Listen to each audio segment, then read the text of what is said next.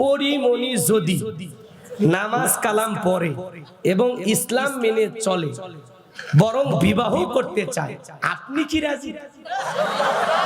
সে যদি নামাজি হয়, কোরআন পড়ে, দিনের জন্য আসে, অনেক ছেলে তাকে বিবাহ করে, কিন্তু আমি পারবো না, কারণ আমার বউ আছে। কথাকে বুঝছেন? সিঙ্গেল থাকলে না হয় একটা রিস্ক নিতে হবে। ইসলাম যেটা বলেছে সেটা আপনাকে করতে হবে। ইসলামের আদেশকে, আল্লাহর বিধানকে বৃদ্ধাঙ্গুলি দেখানোর কোনো সুযোগ আপনার নাই। কথা ক্লিয়ার না? ভেজাল আছে? 50,000 টাকা দিয়ে মাফ চান যে সোনা 50,000 দিলাম, বাকি 50,000 পরে দেব, তাও মাফ করে দেয়। আপনি এক দেখায় 1 লাখ টাকা মাফ নেন। হ্যাঁ, আপনার বইয়ের কাছ থেকে যারা যারা মাপ নিছেন, আজকে যা জিজ্ঞাসা করবেন, সোনা ওই যে বাসনাতে যে মাফ করে দিয়েছিলাম, বলে হ্যাঁ মাফ করছি আমি, হ্যাঁ পুরোটাই পাল্টি দিয়ে দেবে। আপনি যান জিজ্ঞাসা করেন, যদি পাল্টি না দেয় আমার ফোন দিন। রাগ করতেছেন মনে হয় আপনারা, কষ্ট মনের মধ্যে নেবেন না। হে যুবক, তোমরা যারা আছো মনোযোগ দিয়ে গুনাহগারের কথাগুলো শুনে যাও। তাহলে ভাইয়েরা আমার, আপনি আমি দিনের আলোতে, রাতের রাতে, গোপনে প্রকাশ্যে, রান্নাঘর থেকে পার্লামেন্ট পর্যন্ত যেখানে যা করতেছি বাজান গো আমার, এই যে আপনারা মাহফিলে বসে আছেন, এরও একটা ভিডিও হচ্ছে। এই মুহূর্তে যারা সিনেমা হলে সিনেমা দেখতেছে তারও একটা ভিডিও হচ্ছে। যাত্রাপালার মঞ্চে যারা গান শুনতেছে তাদেরও ভিডিও হচ্ছে। বাজারে বসে যারা চা খায়, টিভি দেখে, তাদেরও ভিডিও হচ্ছে। এক কথায় আপনি আমি যা যা করতেছি বাজান, দিনের আলোতে, গোপনে প্রকাশ্যে, সবকিছু আল্লাহ তাআলা ফেরেশতাদের মাধ্যমে রেকর্ড করে রাখতেছেন। এই প্রত্যেকটা জীবনের কৃতকর্মের হিসাব একদিন আল্লাহ তাআলার কাছে দিতে হবে। এজন্য ভালো কৃতকর্ম করতে হবে, সৎ কৃতকর্ম করতে হবে, ভালো ভালো জায়গায় আমাদেরকে অবস্থান নিতে হবে, ভালো কাজে আমাদেরকে অংশগ্রহণ করতে হবে। পারবো তো ইনশাআল্লাহ? এরপরে আল্লাহ রাব্বুল আলামিন বলেন, ইল্লা আসহাবাল ইয়ামিন,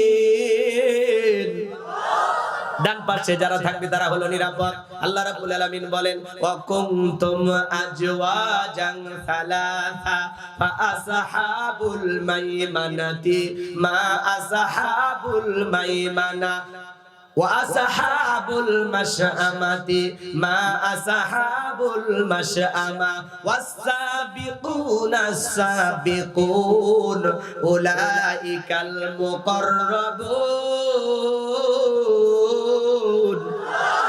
সূরা বাকারার ভিতরে আল্লাহ পাক জানিয়ে দিলেন, কিয়ামতের ময়দানে মানুষকে আল্লাহ রাব্বুল আলামিন 3 শ্রেণীতে ভাগ করবেন। যারা হলো ডানপন্থী তারা হবে জান্নাতি, ফি জান্নাতি ইয়াতাসাআলুন। ডান পাশে যারা থাকবে তারা নিরাপদে জান্নাতের বাগানে প্রবেশ করবে।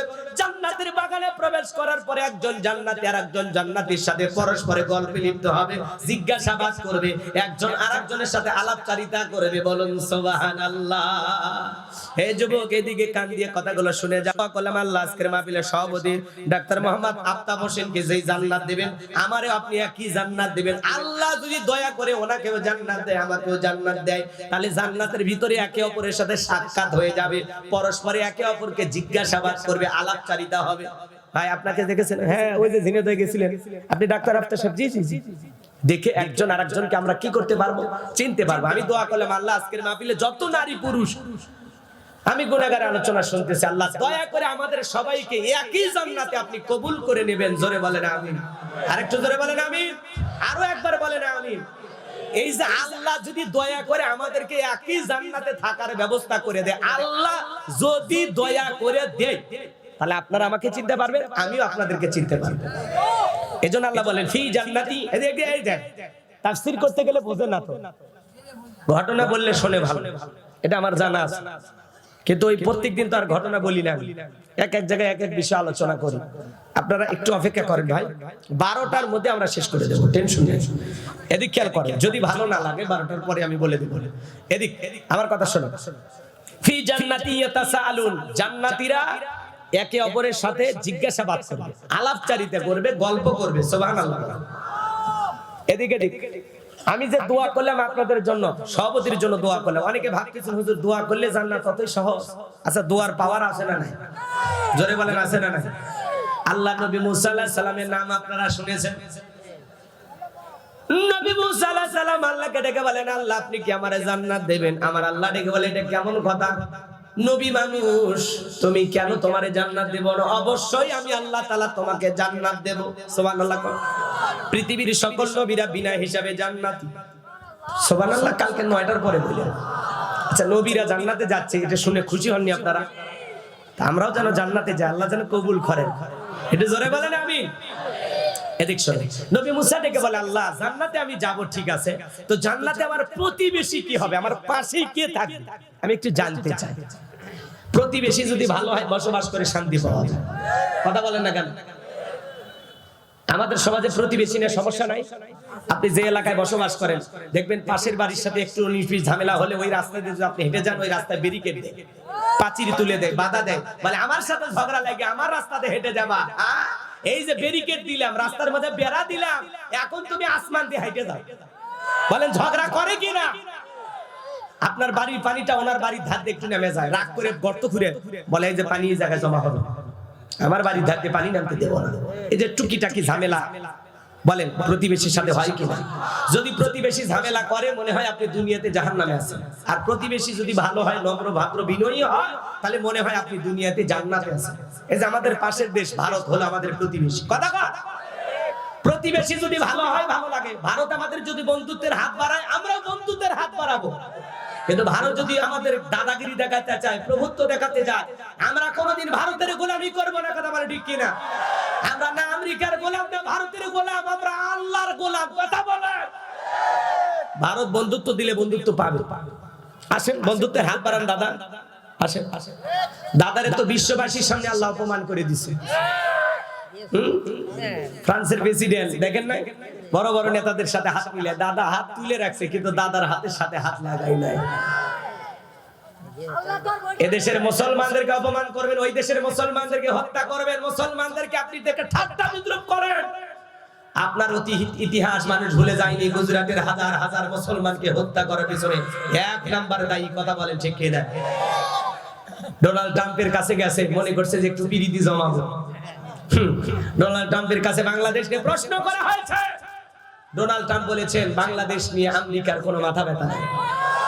ডোনাল্ড ট্রাম্প বলেছেন বাংলাদেশের ফ্যাসিস্ট সরকার পতনের পিছনে আমেরিকার কোনো হাত নেই। ভারতই বরং শত বছর বাংলাদেশকে নিয়ে চর্চা করে, আমরা বাংলাদেশকে নিয়ে কোনো চর্চা করি না। কি উত্তর দিয়ে দিয়েছেন? দাদার মুখের দিকে তাকানো যায় না। ওরা মনে করেছিল যে ডোনাল্ড ট্রাম্পের একটু পটাইয়া বাংলাদেশের উপর একটা যে কোনো হস্তক্ষেপ আমেরিকার পক্ষ থেকে একটা করার গোপন ষড়যন্ত্র করেছিল। কিন্তু ওরা তো জানে না যিনি চেয়ারে বসে আছেন নোবেল বিজয়ী ডক্টর ইউনূস সাহেব, ওই জায়গায় পৌঁছার আগে গোপন খেলা খেলে দিছে। উনি তো পাক্কা খেলোয়াড়। আল্লাহু আকবার। এই জন্য ভাইয়েরা আমার, ডোনাল্ড ট্রাম্পের কাছে যা কোনো লাভ হইল। এখন ভারত নতুন সুর বলতেছে, বুঝতে পারছি আর হবে না। ভারতের এখন পররাষ্ট্র সচিব উনি বলতেছে আমরা আগের মতোই বাংলাদেশের সাথে বন্ধুত্বপূর্ণ সম্পর্ক বজায় রাখতে চাই। কেন দাদা সুর নরম হলো কেন? পেঁয়াজ দেবেন না, মরিচ দেবেন না, কত কথা বললেন, কই আমরা তো না খেয়ে না। আপনাদের ওই পেঁয়াজ মরিচ না আসাতে আমাদের দেশের যেগুলো মানে এই দেশে যতটুকু চাষাবাদ হয় আলহামদুলিল্লাহ, আমাদের দেশে যেটুকু প্রোডাকশন হয় তার মাধ্যমে আলহামদুলিল্লাহ অনেক ভালো আছি আমরা, অনেক ভালো আছি। পেঁয়াজের দাম 50-এর নিচে। কত টাকা?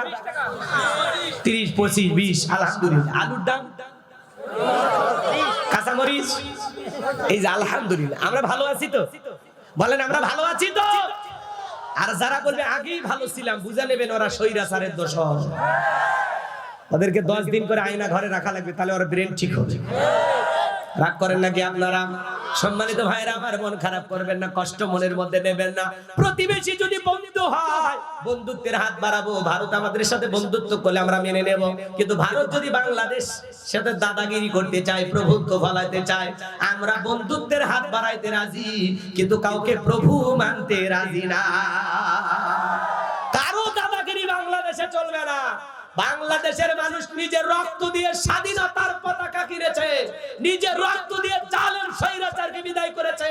সেই দেশের মানুষ কারো গোলামি করতে পারে না, পারে না, পারে না। আমরা আল্লাহর গোলাম হতে রাজি আছি, কারো হাত তুলে দেখা। লিল্লাহি তাকবীর।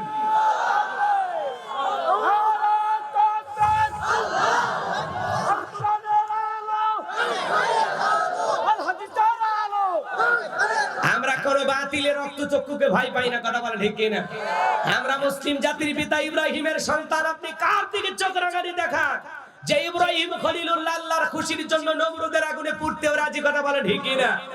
আমরা ইসমাইলের ভাই, যে ইসমাইল আল্লাহর খুশির জন্য ছুরির নিচে জবাই হইতে রাজি, কথা বলেন ঠিক কিনা? এই জন্য আমাদেরকে ভয় দেখায় কোনো লাভ নাই। আমরা হাসতে হাসতে ফাঁসির দড়িতে ঝুলতে রাজি, কিন্তু জালেমের কাছে মাথা নত করতে রাজি না। কথা ক্লিয়ার? হাজারো মামলা হামলা নির্যাতন জুলুম আমরা সহ্য করব, কিন্তু বাতিলের পা চাটবো না। চাটাচাটি দিন শেষ, কথা কন। রাজাকার রাজাকার খেলার দিন শেষ, এখন আর এগুলো ডায়লগ চলে না। এখন রাজাকার রাজাকার এই ডায়লগটা এখন বিশ্ব আন্তর্জাতিক ভাবে সব চিনে ফেলে দিছে যে রাজাকার কারা। এক রাজাকারের ডায়লগ দিবের যে শেষ হয়ে গেছে, কি বলেন? এটা একটা ডায়লগ না। আর যুবকেরা এরা যা খেলা দেখাইছে, এরা পিচ্ছি না, এরা এখন আমাদের উস্তাদ হয়ে গেছে। ছোট ছোট পোলাপান কি খেলা দেখাই। আল্লাহ এই দেশের যুবকদেরকে ইসলামের জন্য কবুল করো। খারাপ লাগে নাকি বাজার? আল্লাহ নবী মুসা ডেকে বলে, আল্লাহ আমারে কি জান্নাত দেবেন? আল্লাহ ডেকে বলে, অবশ্যই জান্নাত দেব। নবী মুসা জানতে চায় আল্লাহ প্রতিবেশী কে হবে। আমার আল্লাহ ডেকে বলে, পয়গাম্বার জান্নাতে তোমার প্রতিবেশী হবে যে বর্তমানে দুনিয়াতে কষাইছে। 2 মিনিটে কথাটা বলবো, ঘটনা বলা মূল উদ্দেশ্য না বাজার। এখানে আমাদের শিক্ষণীয় বিষয় আছে। আমার ভাইয়ারা, নবী মুসা ডেকে বলে, আল্লাহ দুনিয়াতে এত মানুষ থাকতে কসাই কেন আমার সাথে জান্নাতে যাবে?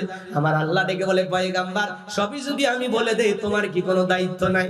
যাও যাও, কসাইকে কেন জান্নাত দিলাম জানতে যদি চাও কসাইয়ের কাছে চলে যাও। নবী মুসা সেই বাজারে চলে আসলেন, কসাই গোস্ত বিক্রি করে কিছু গোস্ত নিয়ে বাড়ির পথে রওনা করেছেন। নবী মুসা ডেকে বলে, কসাই আমি যদি তোমার বাড়ির মেহমান হই তোমার কি কোনো আপত্তি আছে? বলে না, আমার কোনো আপত্তি নাই।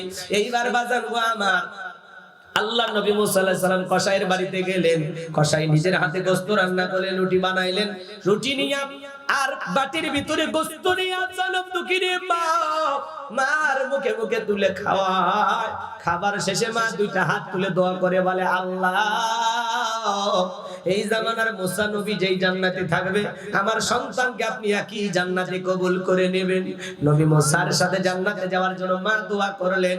এইবার কসাই যখন নবী মুসার কাছে চলে আসলেন, নবী মুসা ডেকে বলে, কসাই একজন মহিলা কণ্ঠে আওয়াজ শুনতে পাইলাম। মহিলাটাকে বলে, আপনি কিছু মনে করবেন না, ওইটা হলো আমার মা। প্রতিদিন আল্লাহর কাছে দোয়া করে আল্লাহ যেন এই জামানার নবী মুসার সাথে আমার একই জান্নাতে কবুল করে নেয়। আপনি বলেন, কই এই জামানার নবী মুসা আর কই আমার মতো সামান্য কসাই? আল্লাহ কি কখনোই দোয়া কবুল করতে পারে? নবী মুসা ডেকে বলে, কসাই তোমার মায়ের দোয়া আল্লাহ কবুল করে নিয়েছে। আমি হলাম এই জামানার নবী মুসা। আল্লাহ তাআলা আমাকে জানিয়ে দিয়েছেন আমি যেই জান্নাতে থাকবো ওই একই জান্নাতে আল্লাহ তাআলা তোমার মায়ের দোয়ার কারণে তোমাকেও কবুল করেছে। মায়ের দোয়ার কারণে একটা কসাই যদি নবী মুসার সাথে জান্নাতে যায়, সেই মা বাবার দোয়া নেওয়ার দরকার আছে না নাই? আজকে 95% ফ্যামিলিতে মা বাবা অবহেলিত, লাঞ্ছিত, অপমানিত, বঞ্চিত। কথা বলেন। এইজন্য আল্লাহ বলেন, ওয়াকাদ রাব্বুকা আল্লা তা'বুদু ইল্লা ইয়্যাহু ওয়া বিল ওয়ালিদাইনি ইহসানা। আল্লাহ বলে, আমার ইবাদত করো, আমার গোলামি করো, আমার ইবাদতের সাথে কাউকে শরীক করো না। আমার ইবাদতের পরে তোমাদের দায়িত্ব হলো মাতা-পিতার খেদমত করা, তাদের সাথে উত্তম আচরণ করা, মা বাবার সাথে ভালো ব্যবহার করা লাগবে, উত্তম আচরণ করা লাগবে। আমার আল্লাহ ডেকে বলেন, হামালাতুহু উম্মুহু ওয়াহনান আলা ওয়াহনি ওয়া ফিসালুহু ফি আমাইনি আনিশকুরলি ওয়া লিওয়ালিদাইক ইলাইয়াল মাসির। আল্লাহ তাআলা ডেকে বলেন, তোমার মা কষ্টের পর কষ্ট সহ্য করে তোমাকে গর্ভ ধারণ করেছে, 2.5 বছর বুকের দুধ পান করাইছে। হে যুবক, তোমার মা তোমাকে পেটে রেখে কি কষ্ট করছে যদি বুঝতে চাও, তোমার স্ত্রী যখন গর্ভবতী হয় বিবির দিকে তাকায় দেখো, তোমার বিবি যেমন তোমার সন্তানটাকে নিয়ে কষ্ট করে, তোমার আমার মা তোমাকে আমাকে গর্ভে রেখে সেরকম কষ্ট করেছে। হে যুবক, মা বাবার মনে কখনো কষ্ট দেওয়া যাবে না। একটা মা সন্তানের জন্য কি পরিমাণে কষ্ট করে যুবক। 3-4 মাস মা খাইতে পারে না, আমার বমি বমি হয়। 6 মাস যখন সন্তানের বয়স হয়ে যায় পেটের ভিতরে, আপনি আমি যে জায়গাতে থাকি ডাক্তারি গবেষণায় বলা হয়েছে বাজান, ওই জায়গাটা মাত্র 10 ইঞ্চি। 7 মাস একদিন যখন সন্তানের বয়স হয়ে যায়, সন্তান যখন বড় হয়ে যায়, আল্লাহ তাআলা তখন সন্তানের 2টা পা মার কলিজার সাথে লাগায়া দেয়। যেই সন্তান সবচাইতে কম মায়ের পেটে নাড়াচাড়া করে, ওই সন্তান মায়ের পেটে থাকা অবস্থায় 4500 বার মায়ের কলিজায় লাথি মারে। আপনিও লাথি মারছেন, আমিও লাথি মারছি, হাজী সাহেব লাথি মারছে। এ বাজার 8-9 মাস যখন অতিবাহিত হয়ে যায়, মার পেটটা তরমুজের মতো বড় হয়ে যায়। গভীর নিশীথে মা ঘুমাইতে পারে না, সারা রাত জায়গা জায়গা মা কষ্ট করে নির্ঘুম কাটায়া দেয়। সারা রাত জায়গা যে মায়েরা রাত কাটায়া দেয়। নফল নামাজ বলে যে সব হয়, মায়ের আমল নামায় আল্লাহ সেই সব লিখে দেয়। ডেলিভারির সময় যখন চলে আসে, গভীর নিশীথে মা বাবার 2টা পা জড়ায় কান্না করে। মায়ের চোখের পানি যখন বাবার পাকে স্পর্শ করে, ঘুম থেকে জাগ্রত হয়ে বাবা ডেকে বলে, বিবি এত রাতের বেলায় কেন তুমি কান্নাকাটি করো, কি হয়েছে তোমার? ডেকে বলে, স্বামী কত মহিলা সন্তান জন্ম দিকে মারা যায়, আমি যদি মারা যাই আমাকে মাফ করে দিও গো স্বামী, এই নাও সংসারের চাবি বুঝায়া দিলাম, বেঁচে থাকলে আবারও দেখা হবে। এই কথা বলে দাইমার ঘরে চলে যায়। প্রসবের যাতনায় মা দাঁত মুখ কামড়ায়, চোখের পানি ছেড়ে দিয়া কাঁদে। কি যে কষ্ট, কি যে ব্যথা, দুনিয়ার মা ছাড়া কেউ বুঝবে না। নবীর এক সাহাবী মাকে কাঁধে করে এনে খানায় কাবা তওয়াফ করে। নবী আমার দিকে বলে, সাহাবী কাঁধে কে? বলে, হুজুর আমার মা। নবী আমার দিকে বলে, সাহাবী বড় ভালো কাজ করতেছো, মা বাবার খেদমত করার কিসমত আমি নবীর ভাগ্যে হয় নাই। বড় ভালো কাজ করতেছো। সাহাবী ডেকে বলেন, হুজুর আমি যে আমার মাকে কাঁধে করে নিয়ে খানায় কাবা তওয়াফ করলাম, আমি কি আমার মায়ের হক আদায় করতে পেরেছি? বিশ্ব নবী ডেকে বলে, সাহাবী আল্লাহ তাআলা তোমাকে যদি কিয়ামত পর্যন্ত হায়াত দেয়, আর তুমি যদি তোমার মাকে নিয়ে কাঁধে নিয়ে এইভাবে খানায় কাবা তওয়াফ করো, তোমার মা তোমাকে জন্ম দেওয়ার সময় প্রসবের যাতনায় আ শব্দ করেছিল, ওই একটা আ শব্দের হক দুনিয়ার কোন সন্তান আদায় করতে পারবে না। আল্লাহু আকবার। ওই আ শব্দের হক দুনিয়ার কোন সন্তান আদায় করতে পারবে না। এইজন্য আল্লাহ রাসূল বলেছেন, হুমা জান্নাতুকা নারুকা, তোমার পিতামাতাই তোমার বেহেশত, তোমার পিতামাতাই তোমার দোজখ। হে যুবক, পিতামাতা খুশি, আরশের মালিক আল্লাহ খুশি। পিতামাতা বেজার, আরশের মালিক আল্লাহ বেজার। সেই জন্য মা বাবার মনে কখনো কষ্ট দেওয়া যাবে না। একটা মা সন্তানের জন্য কত কষ্ট করে, 2টা মিনিট যদি আপনাদের কাছে চাই আপনারা কে দেবেন? পাকিস্তান গালেবান বস্তি এলাকার ঘটনা বাজান। স্বামী স্ত্রীর দাম্পত্য জীবনে সুখ আর শান্তির অভাব ছিল না। স্বামী স্ত্রী গরিব কিন্তু ভালোবাসার অভাব নাই। দেখেন অনেক গরিব স্বামী স্ত্রী আছে, সংসারে কিন্তু কোনো অশান্তি নাই। কথা বলেন না কেন? টাকাই যত অশান্তির মূল কারণ। কোটি কোটি টাকার মালিক বউ এক খাটে ঘুমায়, স্বামী আলাদা খাটে ঘুমায়। আর দেখেন আলু ভর্তা দিয়ে ভাত খায়, রিক্সা চালায়, ভ্যান চালায়, মাঠে কাজ করে, বউরে কোলে নিয়ে ঘুমায়। শান্তি কিন্তু আল্লাহর দেয়া একটা নিয়ামত, এটা বাজারে কিনতে পাওয়া যায় না। লক্ষ টাকার খাট বড় লোকের ঘরে থাকতে পারে, আর গরিব মানুষের ঘরে একটা চকি থাকতে পারে, কিন্তু ওই চকির ভিতরেই ভালোবাসা আছে না নাই? এটা আল্লাহর দেয়া নিয়ামত। তো তাদের দাম্পত্য জীবনে সুখের কোনো অভাব ছিল না। বেশি দিন সুখটার কপালে ছিল না। স্বামী মারা গেল, তাদের কোল আলোকিত করে একটা সন্তান আল্লাহ দিয়েছেন। ছেলেটার বয়স যখন 4 বছর, বাবা মারা গেল। মহিলা টেনশনে পড়ে গেল, আরে এত ভালোবাসার স্বামীটা আমার মারা গেল, এখন আমি কি করব? অন্য আর একটা স্বামী যদি গ্রহণ করি, সে যদি আমার সন্তানটাকে ভালোবাসতে না দেয়, সে যদি বাবার মতো আদর না করে, আমি মা এই কষ্ট সহ্য করতে পারবো না। প্রয়োজনে আমার সন্তানের মুখের দিকে তাকায় আর জীবনে কোনোদিন আমি বিবাহ করব না। দুঃখিনী মা তখন মানুষের বাড়িতে চাকরের কাজ করতে লাগলেন বাজার।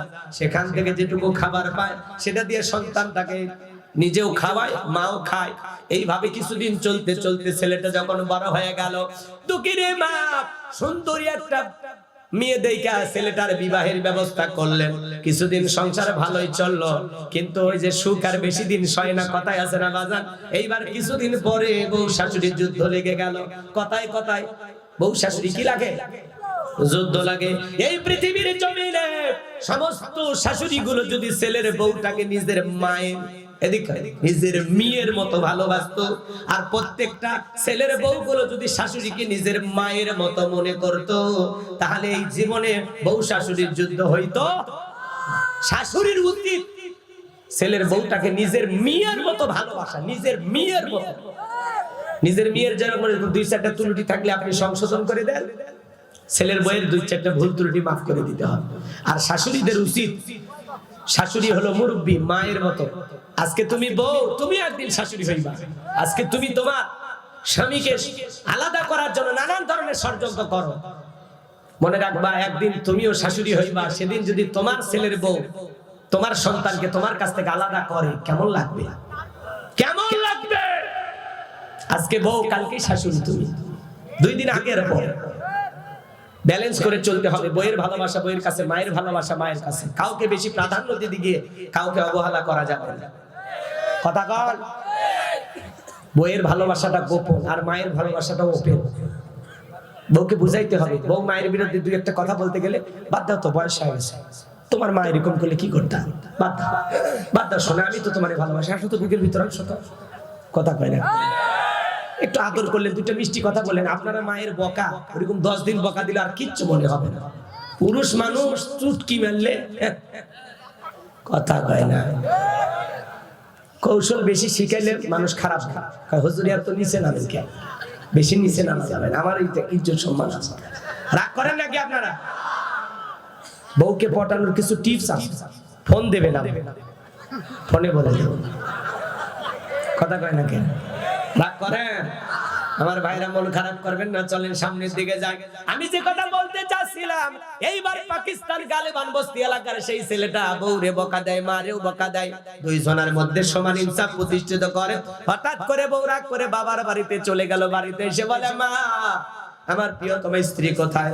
বলে, আমার সাথে ঝগড়া করে তোর শ্বশুর বাড়িতে চলে গেছে। স্ত্রীকে আনার জন্য চলে গেছে। ছেলেটা ছিল বউ পাগল। ডেকে বলে, শোনো, ওই বাড়িতে যাইতে রাজি আছি, তুমি যদি নিজের হাতে তোমার মাকে শাসন করো।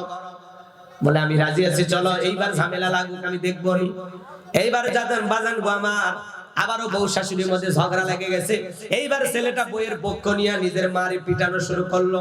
আঘাত করতে করতে একটা লাঠি দিয়ে বাড়ি মারছে। মার কপাল ফেটে রক্ত ঝরতেছে। দুঃখীর মা ডেকে বলে, সন্তান, বইয়ের কথা শুনে আমার শরীরে এত বড় আঘাত করলি, এই যে আমার শরীর থেকে রক্ত ঝরাইলি রে বাবা, আমি মা তোরে জন্ম দিতে গিয়ে এরকম 1 বালতি রক্ত নিজের শরীর থেকে ঢেলে ফেলে দিয়েছি। আমার পেটে তোর এই রক্ত খাওয়ায় আমি মা তোরে লালন পালন করছিলাম রে বাবা। আজকে বইয়ের কথা শুনে মারে পিটাইলি। মাঝে মাঝে এখন সুযোগ পাইলেই মারে পিটাই। একদিন আঘাত করতে করতে সাহস হয়ে গেছে। এখন একটু ঝগড়া লাগলেই ছেলেটা মাকে মারে, একটু ঝগড়া লাগলেই ছেলেটা মাকে মারে। আবারও বউ রাগান্বিত হয়ে শ্বশুর বাড়িতে চলে গেছে। বাড়িতে এসে বলে, মা, আমার বউ কোথায়? বলে, বিশ্বাস কর বাবা, আজকে তোর বউয়ের সাথে আমি ঝগড়া লাগিনি, তোর বউ ইচ্ছা করে চলে গেছে, আমি জানি না। ছেলেটা বউ আনার জন্য গেছে। ডেকে বলে, বউ আবার কেন আসছো? বলে, শোনো, ওই বাড়িতে হয় তোমার মা থাকবে, না হয় আমি থাকবো। মাঝে মাঝে দেখেন না বউ এরকম বিপদে ফেলে দেয়। আজকে তোমাকে প্রমাণ দেওয়া লাগবে তোমার কাছে মা বড় না বউ বড়।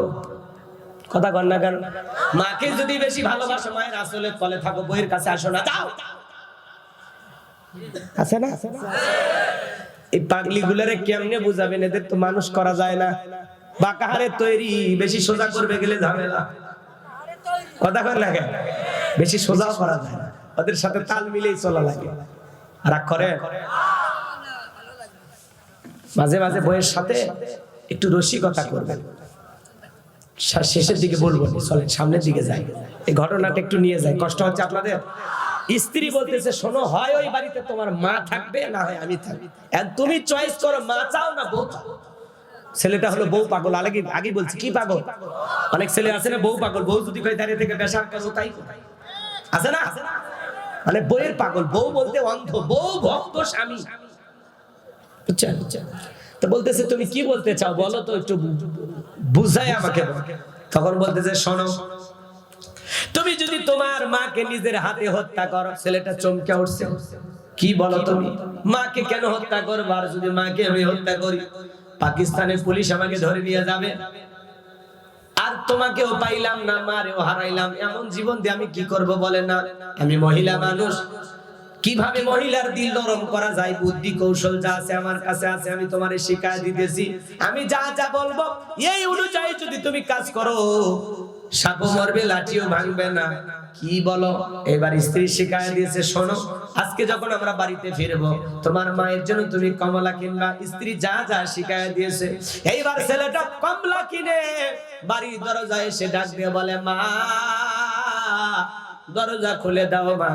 দুঃখিনী মা ডেকে বলে, না রে বাবা, তোর জন্য আমি দরজা খুলবো না, দরজা খুললে তুই আমারে পিটি মারবি, আঘাত করবি, তোর আঘাতের চিহ্ন গুলো দেখো, রক্ত পরে, পুষ পরে, আমি মা সহ্য করতে পারবো না। ছেলেটা ডেকে বলে, মা কথা দিলাম আর জীবনে কোনোদিন মারবো না গো মা, একটা বার তুমি আমার জন্য দরজা খুলে দাও। বারবার যখন দরজায় মা মা মা বলে ডাক দেয়, দুঃখিনী মায়ের দিল নরম, মা দরজা না খুলে থাকতে পারলেন না। দুঃখিনী মা এবার দরজা খুলে দিলেন। এইবার ছেলেটা ঘরের দরজা খোলা মাত্রই মায়ের দুটা পা জড়ায় ধরছে আর ডেকে বলে, মা অনেক আঘাত করেছি, পিটাইছি, ও মা তোমারে অনেক কষ্ট দিয়েছি, তুমি যদি মাফ না করো মা, সারাটা জীবন নিজের কাছে অপরাধী থেকে যাব মা, আমারে তুমি মাফ করে দাও। ছেলে যখন মায়ের পা জড়ায় কান্না করে, কোন মা আছে ছেলেকে মাফ না করে থাকতে পারে? দুঃখিনী মা সন্তানটাকে মাফ করে দিয়ে বলে, বাবা তোর স্থান আমার পায়ে না, তোর স্থান আমার বুকে। দুঃখিনী মা সন্তানকে বুকের সঙ্গে জড়ায় নিলেন। এইবার ছেলেটা বাজার থেকে কেনা কমলা ছিল, একটা ফালটা একটা টুকরো তুলে দুঃখিনী মায়ের মুখে তুলে দিয়েছে। মা এবার ডেকে বলে, বাবা এত ভালোবাসা দিতেছিস, ব্যাপারটা বুঝলাম না। ছেলেটা ডেকে বলে, মা আমার তো মনে চায় তোমারে আমি নিয়মিত ফল ফুট কিনে খাওয়াবো। ও মা, কিন্তু মা আমি আখেরে খেতে কাজ করি, আখেরে গাছগুলো কাটি একা একা পরিষ্কার করি মা, কেউ যদি আমাকে যা সহযোগিতা করতো তাহলে বেশি আখ বাজারে বিক্রি করতে পারতাম, তোমার জন্য প্রতিদিন ভালো মন্দ ফল ফুট কিনে আনতে পারতাম। দুঃখিনী মা এবার বুঝে ফেলেছে, বলে, বাবা আর বলতে হবে না, আমি বুঝতে পেরেছি, যাও তুমি আরামের ঘুম ঘুমাও, সকালবেলা থেকে আমি মা আখেরে খেতে যাব, আগামীকাল সকাল থেকে আমি মা তোমার সাথে আখেরে খেতে যাব। এইবার ছেলেটার সঙ্গে দুঃখিনী মা আখেরে খেতে যখন চলে গেল, ছেলেটা কোদাল দিয়ে গাছগুলো কেটে দেয় আর মা শালগুলো পরিষ্কার করে। আখের ক্ষেত মানে বোঝেন তো, রাগ করেন আপনারা? আর শাল পরিষ্কার করতে হয় না, যে উপরে যে কভার গুলো থাকে, ময়লাগুলো থাকে, এগুলো পরিষ্কার করা। তো ছেলেটা কোদাল দিয়ে কেটে দেয় আর মা নিচের দিকে হয়ে শাল পরিষ্কার করে। স্ত্রীর গভীর ষড়যন্ত্র হলো, এই ডাইনি মহিলা শিখে দিয়েছে, তোমার মা যখন নিচের দিকে হয়ে শাল পরিষ্কার করবে, কোদাল দিয়ে এক কোপে কাল্লা কেটে ফেলে দেবা, এরপরে জমিনে গর্ত করে পুঁতে রাখবা, দুনিয়ার কেউ টেরও পাবে না। তোমার শাশুড়ি কোথায় বলবো, মাঝে মাঝে ঝগড়া লাগে, কই যে রাগ করে গেছে আমি জানি না, ঝামেলা মিটে যাবে। এটা হলো স্ত্রীর গভীর ষড়যন্ত্র। আমার ভাইয়েরা, এইবার ছেলেটা গাছ কেটে দেয় আর দুঃখিনী মা নিচের দিকে হয়ে শাল পরিষ্কার করে। এই নিঠুর পাষাণ নির্দয় ছেলেটা বইয়ের পাগল, বইয়ের বুদ্ধি শুনে যখন দুঃখিনী মাকে আঘাত করার জন্য কোদালটা উঁচু করে তুলে ধরেছে, মা নিচের দিকে কাল্লা দিয়া শালগুলো পরিষ্কার করতেছে, এইবার উঁচু করে ধরেছে কোদাল, মাকে একটা আঘাত করবে। এ যুবক, এত বড় নির্দয়া পাষাণ নিঠুর কেমনে হলো রে যুবক? কেমনে তুমি পারো? তুমি কি ভুলে গেছো এই সেই বটবৃক্ষ, এই সেই গাছ যেখান থেকে তোমার আমার মতো লতা পাতার জন্ম হয়েছে? পরিচয় দেবার মতো দুনিয়াতে কিছুই ছিল না রে যুবক। ওই মা বাবার মহব্বত ভালোবাসার কারণে আল্লাহ তাআলা দুনিয়াতে তোমারে আমারে পাঠাইছে। সেই মা বাবার সাথে বেয়াদবি করা যাবে না যুবক, মা বাবার মনে কখনো কষ্ট দেওয়া যাবে না। যে মা নিজে না খায় আমাদের মুখে খাবার তুলে দিয়েছে, যে বাবা মাতার ঘাম পায়ে ফেলে আমাদের জন্য বাড়ি ঘরে জায়গা জমি দিয়েছে, পড়াশোনা করাইছে, সেই মা বাবার মনে কখনো কষ্ট দেওয়া যাবে না। কোন কোন যুবক আছে পিতা মাতার খেদমত করে তাদের মুখে হাসি ফোটায় তাদের দোয়া নিয়ে জান্নাতে যেতে চাও, দুইটা হাত তুলে আল্লাহকে দেখাও। নবী মুসার সাথে যদি একজন কসাই মায়ের দোয়ার কারণে জান্নাতে যেতে পারে, সেই মায়ের দোয়া আমাদের নেওয়ার দরকার আছে না নাই? আল্লাহ কবুল করে, জোরে বলেন আমিন। হাদ্দামাত ওয়াইসকুরিন নাম আপনারা শুনেছেন, নবীর কাছে চিঠি লিখছে, নবী গো আমার মা অসুস্থ, আমি ছাড়া দেখার কেউ নাই, নবী আমার মনে বড় চায় আপনার খেদমতে আসবো। নবী ডেকে বলে না না ওয়াইসকুরুনি, আসতে হবে না, তুমি তোমার মায়ের খেদমত করো। জিহাদের ময়দানে একজন সাহাবী এসে বলে হুজুর আমি জিহাদে যাব। নবী আমার ডেকে বলে তোমার বাড়িতে কি মা বাবা আছে? বলে আছে, যাও তুমি তোমার মা বাবার খেদমত করো। আল্লাহু আকবার বলেন। নোমান ইবনে বশীর নামের একজন সাহাবী ছিল বাজান, নবী আমার জান্নাত ভ্রমণ করতেছেন, জান্নাতের ভিতরে সেই সাহাবীর তিলাওয়াত শোনা যায়, আসমান জমিনের সব জায়গায় তিলাওয়াত শোনা যায়। শুধুমাত্র মায়ের খেদমতের কারণে আল্লাহ তাআলা এই সাহাবীর মান সম্মান বাড়িয়ে দিয়েছিলেন। চিৎকার মেরে বলুন সুবহানাল্লাহ। মা বাবা যে কত বড় নিয়ামত, হে যুবক মা বাবা যে কত বড় নিয়ামত তোমাদের কেমনে বোঝাবো? মা বাবা দোয়া করলে তকদির খুলে যাবে, রিকশা চালক ভ্যান চালক থেকে আল্লাহ কোটিপতি বানায় দিবে, পিতা মাতা দোয়া করলে 10 তলা বিল্ডিং এর মালিক কে আল্লাহ রাস্তার ভিক্ষুক বানায় দিতে পারে। পিতা মাতা খুশি, আরশের মালিক আল্লাহও খুশি। পিতা মাতা বেজার, আরশের মালিক আল্লাহ বেজার। পীর সাহেবের মুখে ফল ফুট তুলে দিয়ে লাভ নাই। সন্তানের সবচাইতে বড় পীর হলো মা বাবা। কথা বলা, আমরা পুরুষ আমাদের পায়ের নিচে স্যান্ডেল, আর মায়েদের পায়ের নিচে সন্তানের বেহেশত। সুবহানাল্লাহ, কি নিয়ামত, কি নিয়ামত আল্লাহ আমাদেরকে দিয়েছেন। মা বাবার দোয়া নেবেন। আমি হুজুর পানিতে ফু দিলে কাজ করতেও পারে, নাও করতে পারে, কিন্তু আপনার মা বাবা দোয়া করলে খালি সুবহানাল্লাহ পড়েও যদি দোয়া করে তকদির খুলে যাবে। বলুন সুবহানাল্লাহ। এজন্য সেই মা বাবার সাথে কখনো খারাপ আচরণ করা যাবে, মা বাবার কষ্ট দেওয়া যাবে না। আজকে আপনি আপনার মা বাবার সাথে যে আচরণ করবেন, আপনার সন্তান আপনার সাথে সেই একই রকম আচরণ করবে। আপনি পিতা মাতাকে ভালোবাসা দিলে আপনার সন্তানের ভালোবাসা আপনি পাবেন। আপনি ঘৃণা করে পিতা মাতাকে বাড়ি থেকে ঘর থেকে তাড়া দিলে একদিন আপনার সন্তানও আপনাকে ঘর ছাড়া করবে, বাড়ি ছাড়া করবে। যেই সন্তানেরা রাগান্বিত হয়ে ঝগড়া ঝাঁটি করে মা বাবাকে আলাদা করে দেয়, বৃদ্ধাশ্রমে পাঠায়া দেয়, ও মা বাবাকে আলাদা করে দেয়নি, পিতা মাতাকে বৃদ্ধাশ্রমে পাঠায়নি, নিজের ভাগ্য থেকে জান্নাতকে আলাদা করে দিয়েছে। যত বড় ঈমান হন, হুজুর হন, কোনো লাভ নেই। সিজদা দিয়ে কপাল কালো করে লাভ হবে না। কথা বলেন না কেন? আপনি মা বাবার সাথে খারাপ ব্যবহার করেন, আপনার বদনসিব। এখনো সময় আছে, মা বাবার পায়ের কাছে যা মাপ চান। অকুল্লাহুমা কাউলান কারীমা, সম্মানসূচক আচরণ করো, নম্র ভদ্র বিনয় হয়ে কথা বলো, চোখ রাঙায় কথা বলা যাবে না, গালি দেওয়া যাবে না, বাজে ব্যবহার করা যাবে না। একটা প্রধানমন্ত্রী রাষ্ট্রপতিকে যেরকম সম্মান দিয়ে কথা বলবেন, এইরকম সম্মান দিয়ে মা বাবার সাথে আচরণ করতে হবে। আপনি বলে সম্বোধন করতে হবে। মা বাবাকে তুই তাকারি করা যাবে না, তাদের সাথে বিয়াদবি করার কোনো সুযোগ নাই। আল্লাহ রাসূল দুধমা হালিমা সাদিয়া আসছে, নিজের মাথার পাগড়ি খুলে বসতে দিচ্ছে। সাহাবীরা জিজ্ঞাসা করেন, অনেকে চিনতে পারে না, হুজুর মহিলাটা কে আসলো এইভাবে সম্মান করলেন? বলতেছে আমি তো মা পাই না, মায়ের দুধ খাওয়ার কিসমত আমার হয় না। এই আমার সেই মা দুধমা হালিমা সাদিয়া। সুবহানাল্লাহ। মায়ের মর্যাদা কত, বাবার দাম কত, আজকে আমরা কপাল পরা বুঝি না। একটা শিক্ষিত লোকের গল্প পড়েছিলাম, অনেক কথা আছে, সংক্ষিপ্ত কথা। বাড়িতে অনেক খাবার, তেহেরি নিহেরি বিরিয়ানি রোস্ট ভিপি খাওয়া দাওয়া, কিন্তু একটা ভাঙ্গা প্লেটে একটু খাবার দিয়ে ছোট্ট ছেলেকে বলতেছে এটা তোর দাদু ভাইকে দিয়ে। এখনকার বাচ্চারা তো কম্পিউটার, নাসা বিজ্ঞানী, কথা কয় না। ছোট ছোট বাচ্চাদের কি বুদ্ধি কম না বেশি? তখন বলতেছে আব্বা আমরা এত ভালো খাইলে আমার দাদুর জন্য একটু খাবার ব্যাপারটা কি? তখন বলতেছে তোর দাদুর বয়স হয়ে গেছে, এই খাবারে চলবে। ছেলেটা তখন বলতেছে আব্বু তাহলে আমি এই প্লেটটা যত্ন করে রাখবো, দাদুর মতো যখন আপনারও বয়স হবে এই একই প্লেটে আমিও আপনাকে খাইতে দেব। শিক্ষিত মানুষ বিবেকের দরজা খুলে গেছে, ভাঙ্গা প্লেটের খাবার ফেলে দিয়ে সন্তানকে বুকে জড়ায় বলে বাবা আয় আমার বুকে। কলেজ বিশ্ববিদ্যালয়ে যা শিখতে পারি না আজকে তোর কাছে তাই শিখলাম। আল্লাহু আকবার বলেন। তখন কি করলো, বাবাকে স্টোরুমে ফেলায় রাখছিল, সেখান থেকে 3 তলা বিল্ডিং এর উপরে তুললেন, আদর যত্ন করলেন, গোসল করা দিলেন, নতুন জামা পরায় দিতেছেন। বিবি তখন বলতেছে, এই বুড়ে বেটারে আবার নিয়ে এসে আদর যত্ন করতেছেন, ব্যাপারটা কি?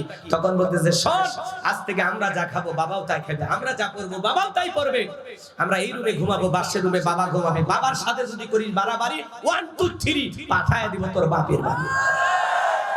বাসর ঘরে বিড়াল মারা লাগবে, বাসর ঘরে বউরে বুঝাইতে হবে আপনি কি চান। এই কথা কন না কেন? আপনি সেলফি তোলা ভিডিও নিয়ে ব্যস্ত, মগা মফিস আগুন ঠিক রাগ করতেছেন নাকি? বাসর ঘরে বউয়ের কাছে 1-1.5 ঘন্টা আগে ওয়াজ করবেন, শোনা 1 নাম্বার পর্দা করবি, নামাজ পড়বি, কথা কয় না কেন? রোজা রাখবি, আমার খেদমত করবি, আর আমার পিতামাতা যতদিন বেঁচে আছে এক পাতিলে রান্না হবে, পাতিল আলাদা করার স্বপ্ন দেখবি না, কারণ আমার মা বাবা কষ্ট পায়, এমন আচরণ কখনো করবা না। আপনি কি কি চান বলবেন। একটা দিনদার স্ত্রী, শোনেন শোনেন, কত কথা মনে হয় জানেন। একটা দিনদার স্ত্রীর গল্প পড়েছিলাম। ওই স্ত্রী একটা ডায়েরি নিয়ে আসছে, নিয়ে এসে বলতেছে, স্বামী এই ডায়েরির ভিতরে লেখেন আপনি কি কি পছন্দ করেন আর কি কি অপছন্দ করেন।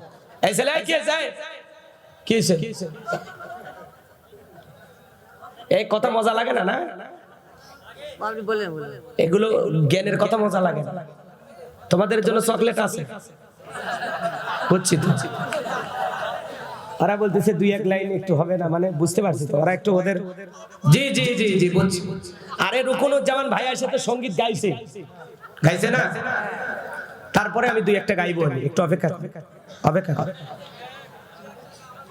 শোনেন শোনেন, আমার দিকে তাকান বাজান। তো স্ত্রী বাসর ঘরে স্বামীকে এসে কি দেয়? ডায়েরি। ডায়েরিতে বলতেছে আপনি কি কি পছন্দ করেন আর কি কি অপছন্দ করেন এখানে লিখে দেন। স্বামী তো অবাক হয়ে গেছে, কি বউ পাইলাম, মনে মনে সেই খুশি। বলতেছে আপনি অপছন্দ করেন এমন কোন কাজ আমি যেন জীবনে না করি, এই জন্য এটা আমি যত্ন করে রেখে দেব। আপনি অপছন্দ করেন এমন কাজ আমি জীবনে করব না, আপনি যেই কাজ পছন্দ করেন আমি সেটা পছন্দ। আপনি কি খাই, তখন স্বামীর কাছে জিজ্ঞাসা করছে আপনি কি খেতে ভালোবাসেন, কি রান্না করলে আপনি খুশি হবেন। এই কথাগুলো বাসর ঘরে বউ বলতেছে, স্বামী আনন্দে আত্মহারা হয়ে গেছে। আল্লাহু আকবার। যে আমার কোন কোন কিভাবে চলাফেরা করলে কি কি আচরণ আপনি আমার কাছ থেকে আশা করেন। এমন বউ তো আমাদের দরকার। কপালে জুটছে, রাগ করতেছেন মনে হয়। এরকম দিনদার নেককার বউ পাওয়া যায় না আমাদের ঘরে। জ্বালা বাইরে জ্বালা, ওই যে চলে গেছে একজন, জ্বালা আছে না, অন্তর জ্বালা। বেচারা চলে গেছে, কমেডিয়ান নেতা ছিল গো, মাঝে মাঝে হাসির কথা বলতো। ইনি আছে কোন দেশে এখনো জানা যায়নি, আমার খুব আগ্রহ আছে কোথায়। রাগ করেন আপনারা, কষ্ট পান। তাহলে যুবক এদিকে এদিকে মা বাবার খেদমত করতে হবে। মা বাবার মনে কখনো কষ্ট দেওয়া। আমি আমার মা বাবাকে যেরকম ভালোবাসা দেবে, ছোটবেলায় আমার মা বাবা, আপনার মা বাবা আমাদেরকে লালন পালন করছে, কি সুন্দর আপনার আমার চাহিদা পূরণ করছে। শেষ বেলায় ওনার একটু চা খাইতে চা, একটু অসুখ হয় চিকিৎসা করতে হবে, খোঁজ খবর নিতে হবে, আগলায় রাখতে হবে। বৃদ্ধ বয়সে মা বাবা ওই শিশু বাচ্চার মতো হয়ে যায়। কথা বলেন না কেন? আমরা যেরকম ছোটবেলায় বায়না করতাম, আল্লাহ ওইটা দিয়ে পরীক্ষা করে যে তুমি এক সময় শিশু ছিলে, তোমার মা বাবা বৃদ্ধ হয়ে যাবে, এরকম শিশু সুলভ আচরণ করবে। ছোট ছোট বাচ্চা যেরকম খেলাধুলা করবে, তোমার মা বাবা এরকম খেলাধুলা করবে। ছোট ছোট বাচ্চা যেরকম বেশি বেশি কথা বলবে, ওই মা বাবা অনেক সময় একই কথা বারবার জিজ্ঞাসা, বাবা এটা কি, ওইটা কি, ওইটা কি, রাগান্বিত হয়, আপনি এত মুরব্বি এরকম করা যাবে না। বিনয় সে বলছে, আব্বা আব্বা আপনি কি বলতেছেন আব্বা, বলেন আব্বা। বিনয় সে বলতে হবে, উচ্চ স্বরে মা বাবার সামনে কথা বলা যাবে না। আল্লাহ যেন এমন সুসন্তান হিসাবে আমাদের মা বাবার সাথে ভালো আচরণ করা তৌফিক দান করেন। জোরে বলেন আমিন। আরেকটু জোরে বলেন আমিন। মা বাবার ঋণ আমরা কখনো শোধ করতে পারবো? রক্তে ভাসিয়া যত নাই কাঁদিয়া আনলে মাগো আমায় এই দুনিয়ায়, তোমার ঋণ আমি কি দিয়ে শোধাই মাগো, তোমার ঋণ আমি কি দিয়ে শোধাই। দেখেছি পৃথিবীতে প্রথম মায়ের মুখ, পেয়েছি ভালোবাসায় পূর্ণ মায়ের মুখ। বলতে পারি না কথা, মা বোঝায় আমার ব্যথা, তাই তো রেখেছো মা বুকেতে জড়াই। তোমার ঋণ আমি কি দিয়ে শোধাই? কখনো গভীর রাতে উঠলে আমি কেঁদে, বুকে মা শক্ত করে রাখো আমায় বেঁধে। তোমার ওই দুধের দাম কে দেবে প্রতিদান, এই দুনিয়ায় মাগো আজ মেলে নাই। তোমার ঋণ আমি কি দিয়ে শোধাই মাগো, তোমার ঋণ আমি কি দিয়ে শোধাই? বিদেশে সন্তানের যদি বিপদ হয়, দূর দেশে সন্তানের যদি বিপদ হয়, দুঃখিনী মায়ের অন্তর কবু কান্দা কয়, কোথায় আছো মাওলায় আমার, খুলে দাও দয়ার দুয়ার, আদরের মালিক আমি বুকে ফিরে চাই। তোমার ঋণ আমি কি দিয়ে শোধাই মাগো, তোমার ঋণ আমি কি দিয়ে শোধাই? জোরে বলেন মারহাবা। তাহলে মা বাবার মনে কষ্ট দেওয়া যাবে? মনে থাকবে তো ইনশাআল্লাহ। আল্লাহ কবুল করুক, জোরে বলুন আমিন। তাহলে আল্লাহর নবী মুসা আলাইহিস সালামের সাথে একটা কথাই জান্নাতে গেল মায়ের দোয়ার কারণে।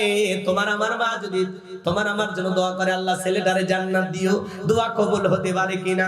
বুলেট মারলে বুলেট মিস হতে পারে, কিন্তু মায়ের দোয়া কখনো মিস হতে পারে না। মা বাবার ভালোবাসা হলো নিঃস্বার্থ ভালোবাসা।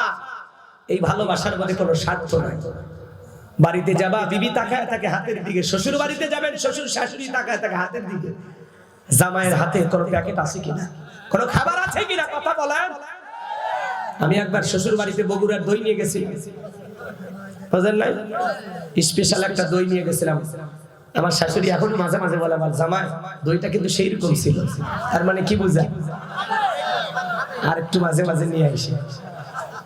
মা বাবা কোনোদিন বলে না, উল্টো চেহারার দিকে তাকায় বলে, বাবা চেহারা শুকিয়ে গেছে, ভাত খাও না ঠিক মতো, টেনশন করো কেন, এত দূরে মাহফিল নিতে হবে কেন, এত কষ্ট কেন করো, নিজের জীবনটার দিকে আগে খেয়াল রাখো। কথা শুনে কলিজা ঠান্ডা। হ্যাঁ, কোনোদিন বলে নাই বাবা কোন মাহফিলে কয় টাকা পালি, আর বউ ঠিকঠাক দিয়েছে। হ্যাঁ, কি আহা, এই জন্য মা বাবার ঋণ শোধ হবে না। কথা বলে ঠিক কিনা? সেই মা বাবাকে আমরা কখনো কষ্ট দিব না, কখনো কষ্ট দিব না। আল্লাহ যেন আমাদের সঠিক বুঝ দান করেন। মা বাবাকে যত্ন করবেন, যত বেশি মা বাবার কাছ থেকে দোয়া নিতে পারেন। জীবনে যদি খুব বেশি উঁচুতে উঠতে চান, খুব বেশি সফল হতে চান, খুব বেশি সুখে থাকতে চান, তাহলে মা বাবার দোয়া নেন। যত বেশি দোয়া অ্যাকাউন্টে জমাবেন, তত বেশি আল্লাহ আপনাকে সম্মানিত করবে। মা বাবার দোয়া ছাড়া জীবনে কেউ বড় হতে পারে? মা বাবার দোয়া ছাড়া জীবনে কেউ সফল হতে পারে? আমি এখন আমার মা বাবার কাছ থেকে প্রত্যেকদিন দোয়া নিই, প্রতিদিন। মাঝে মাঝে কি করি জানেন? আব্বা আমারে বলে একটু পকেটে ফু দেন, ফু দেন। আমার গলায় যখন মাঝে মাঝে অনেক ডাক্তার কবিরাজ দেখাইও ভালো হয় না, মা বাবার কাছে এরকম বলি, মা একটু দোয়া করে, আব্বা একটু ফু দেন। বাবা মা ফু দেয়, ডাক্তার ওষুধ খায়, জানা হয় ফু দিলে কাজ হয়। কি নিয়ামত, পরীক্ষিত আমল। এই জন্য মা বাবার দোয়া নেবেন। জীবনে হতাশা কাটে না, মা বাবার দোয়া নেন। বড় বড় বিপদ থেকে আল্লাহ আপনাকে বাঁচাবে শুধুমাত্র আপনার ওই মা বাবার দোয়া। কথা বলেন। আল্লাহ যেন আমাদের হেদায়েত দান করেন, মা বাবার আদর যত্ন করার তৌফিক দান করেন। পিতামাতার ভালোবেসে, পিতামাতাকে মুহাব্বত করে আমরা যেন সারাটা জীবন আগলায় রাখতে পারি। তারা শিশুকালে যেরকম আমাদেরকে ভালোবাসা দিয়ে বুকে নিয়েছেন, বৃদ্ধকালে মা বাবাকে ভালোবেসে আমরা বুকে আদর করে যত্ন করে তুলে রাখবো ইনশাআল্লাহ। যেদিন হারাবেন সেদিন বুঝবেন যে কি নিয়ামত হারাইছেন। মা বাবা বেঁচে থাকলে অতটা বোঝা যায় না, কিন্তু যখন হারিয়ে যায় মনে হয় কি যেন শূন্যতা রেখে গেল পৃথিবীতে। আর ভালো লাগে না, এদিক ওদিক তাকায় ভালো লাগে না। বাবার ঘরটা পড়ে আছে, বাবার জিনিস আসবাবপত্র পড়ে আছে, কিন্তু বাবা নাই। বাবা মায়ের ঘরটা দেখে তখন এমনি বুকের ভিতর থেকে, অন্তর থেকে কান্না চলে আসবে। কথা বলে ঠিক না? আল্লাহ হেদায়েত দান করুক, জোরে বলুন আমিন। ফি জান্নাতি ইয়াতাসাআলুন জান্নাতের বাগানে প্রবেশ করবে একজন জান্নাতি আর একজন জান্নাতীর সাথে পরস্পরে গল্প লিপ্ত হবে। জান্নাতীরা গল্প করতে করতে করতে করতে তাদের দৃষ্টি চলে যাবে নিচের দিকে, আর নিচের দিকে তাকায় দেখবে দাউ দাউ করে জাহান্নামের আগুন জ্বলতেছে। ভাই বসেন বসেন, অস্থির হয়ে যান। আমি বলছি না 12:30, আর কয়েকটা মিনিট আছে, 20টা মিনিট আর দেবেন না, অস্থির হয় না বাজার। খুবই গুরুত্বপূর্ণ 4টি পয়েন্ট নিয়ে আলোচনা আছে, একটু শোনেন। আর যারা একেবারে চলে যাচ্ছেন, যদি পারেন আমার গাড়ি ড্রাইভারের কাছে আমার লেখা একটা বই আছে, শেষ বিদায়। মৃত ব্যক্তিকে নবীজির তরিকায় কিভাবে বিদায় করতে হবে, স্বামী স্ত্রী মারা গেলে একে অপরকে গোসল করাতে পারবে কিনা, মৃত স্বামী স্ত্রীকে চুমা খাওয়া যায় কিনা, মৃত ব্যক্তিকে চুমা খাওয়া যায় না হারাম, স্বামী মানে আত্মহত্যা করে কেউ মারা গেলে তারা জানাজায় যাওয়া যাবে কিনা, জান্নাত জাহান্নাম সম্পর্কে, কবরে সলজব সহ বিশেষ কিছু দোয়া সহ 2টা গজল সহ 76 পৃষ্ঠার বইটা যদি পারেন আপনারা নিয়ে যাবেন। মানে নবীজির তরিকায় একটা মৃত মানুষকে কিভাবে বিদায় করতে হবে। অনেক প্রশ্ন আমরা আলেমদের কাছে করি, উত্তর খুঁজে পাই না, বইটার ভিতরে উত্তর আছে, পাওয়া যায় না আলেমদের হাতের কাছে পাওয়া যায়, তো বইটার ভিতরে উত্তর দেওয়া আছে, যদি পারেন স্মৃতি হিসাবে নিয়ে যাবেন। যুবকেরা এগুলো কেনে না, ওরা কেনে উপন্যাস, প্রেম কেন কাঁদায়, যৌবনের মৌবনে অভিশাপ্তরা, মিলন হবে কতদিনে, তোর মরণের পরে। এগুলো আজে বাজে উপন্যাস কিনলে চরিত্র ধ্বংস হয়ে যাবে। প্রত্যেকটা মুসলমানের ঘরে একটা সিরাত গ্রন্থ থাকার দরকার আছে না? যুবকদেরকে আমি সাইজ করবো কয়েক মিনিট পরে, ওদেরকে সাইজ করা লাগবে, এরা খুব ডিস্টার্ব হয়ে গেছে, এতই পাগল পারা হয়ে গেছে। চাচা বাড়ি ঘর কেন সাজানো, চাচা হেনা কথা কি এক ডায়লগ পাশে এরা কথা, এই হেনা চলে যাবে, হাজারো হেনা বাড়িতে আসবে, হেনার জন্য জীবন শেষ করা যাবে? নিজেকে প্রতিষ্ঠিত করো, নিজের যোগ্যতা, নিজে এগিয়ে যাও, নিজেকে সফল মানুষ বানাও। হাজারো হেনার বাবা তোমার বাড়িতে বিয়ের প্রস্তাব নিয়ে লাইন দেবে। নিজেকে প্রতিষ্ঠিত কর। হেনা টিনা মিনার পিছনে ছুটে লাভ নাই, ওগুলো ফাঁকি দিয়ে চলেই যায়, ওরা থাকে না, ওরা থাকার জিনিস না। কথা কয় না, বেশি প্রেম প্রীতি কইরো না, জীবন উল্টা পাল্টা হয়ে যাবে। ওদের জন্য একটু পরে কষ্ট হয়। আল্লাহ যুবকদের হেদায়েত দান করুক, জোরে বলেন আমিন। আমার ভাইরা চলেন সামনের দিকে যাই। জান্নাতীরা পরস্পরে গল্প করতে করতে তারা তাকায় দেখবে নিচের দিকে জাহান্নামের আগুন দাউ দাউ করে জ্বলতেছে। দিলটা নরম করে শোনেন, এদিকে তাকা। ওই জাহান্নামের আগুনকে আল্লাহ তাআলা 1000 বছর জ্বালায়া, জাহান্নামের আগুনের কালার কিন্তু হলো, প্রথম ছিল সাদা বর্ণ, 1000 বছর জ্বালায়া দ্বিতীয়বার হয়েছিল লাল বর্ণ, আবার 1000 বছর জ্বালায়া জাহান্নামের আগুনের কালার হয়েছিল কৃষ্ণ বর্ণ, অন্ধকার রাত্রির মতো কালো। ওই জাহান্নামের আগুন দুনিয়ার আগুনের চাইতে 70 গুণ পাওয়ার বেশি। ওই জাহান্নামের আগুনে যারা জ্বলবে দেহটা পুরো কয়লার মতো কালো হয়ে যাবে। ইন্নাহা সাআত মুস্তাকাররাও ওয়া মুকামা, নিশ্চয়ই আবাস স্থল হিসেবে, বসতির জায়গা হিসাবে ওই জাহান্নাম কতটা নিকৃষ্ট একটা স্থান। জাহান্নাম সুখের জায়গা না, ওইটা হলো যন্ত্রণার কারখানা। ওই জাহান্নামের আগুনে মানুষ জ্বলবে পুড়বে। জান্নাতীরা দেখে চিনতে পারবে ভাই, দেখে মনে হয় জালালপুরে তোমার বাড়ি ছিল, আমারও বাড়ি ছিল, দেখে মনে হয় তোমার বাড়ি ছিল গান্না বাজার। ও ভাই দেখে চেনা চেনা লাগে, তোমার বাড়ি মনে হয় জালালপুরে ছিল, আমার বাড়ি ছিল। লোকটা তখন ডেকে বলবে ভাই চিনতে পেরেছেন, ঠিক আছে আমিও আপনাকে চিনতে পেরেছি। এইবার জান্নাতীরা বলবে ভাই কি অপরাধ, আনিল মুজরিমিন, হে অপরাধীরা, মা সালাকাকুম ফি সাকর, কোন অপরাধে এই সাকর নামক জাহান্নামের আগুনে জ্বলতেছো? সাকর একটি জাহান্নামের শাখার নাম। সাকর, লাযা, হুতমা, হাবিয়া, জাহিম, সাঈর, এগুলো হলো জাহান্নামের নাম। ওই জাহান্নামের আগুনে যারা জ্বলতেছে জান্নাতীরা বলবে আনিল মুজরিমিন, হে অপরাধীরা, মা সালাকাকুম ফি সাকর, কোন অপরাধে এই সাকর নামক জাহান্নামের আগুনে জ্বলতেছো? দুনিয়ার জীবনে কি এমন অপরাধ করেছো যার কারণে জাহান্নামের আগুনে জ্বলতেছো? তাড়াতাড়ি করে বলো তোমাদের অপরাধটা কি?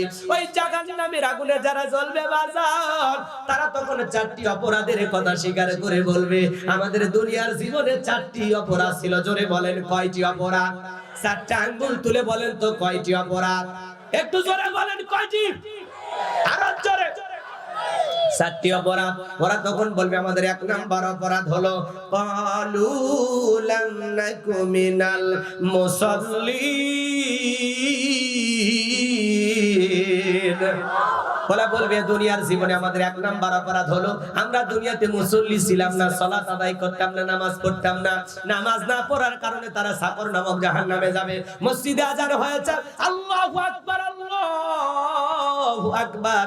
আজান শোনার পরে উত্তর পাড়ার একজন মানুষ বাদশা মিয়া কোদাল নিয়ে জমির ভিতরে চলে যায়, আর দক্ষিণ পাড়ার আব্দুল মালিক ভাই মসজিদে ঢোকে আর ডেকে বলে ভাই কোদাল নিয়ে কই যান? কয় জমিতে যাই। বলে ভাই নামাজটা পড়ে যান। কয় না, আজকে জমিতে পানি না মিলে ধান লাগানো যাবে না, ভুট্টা চাষ করা যাবে না।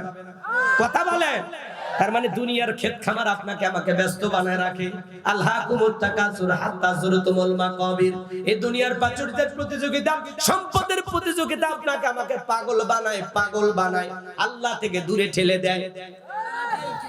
সম্পদের লোভ, না না আজকে জমিতে এই কাজ করতেই হবে, 5 ওয়াক্ত নামাজ কাজা হোক আর 2-3 দিন নামাজ না হোক। আরে ভাই জমিতে কাজ করছেন, আজান হচ্ছে, ওই কাদা পানিতে ওযু বানায় ওই জায়গায় নামাজে দাঁড়িয়ে যান, নামাজ কাজা করা যাবে না। কথা বলে ঠিক না? মসজিদে আজান হয়েছে, আল্লাহু আকবার, আল্লাহু আকবার।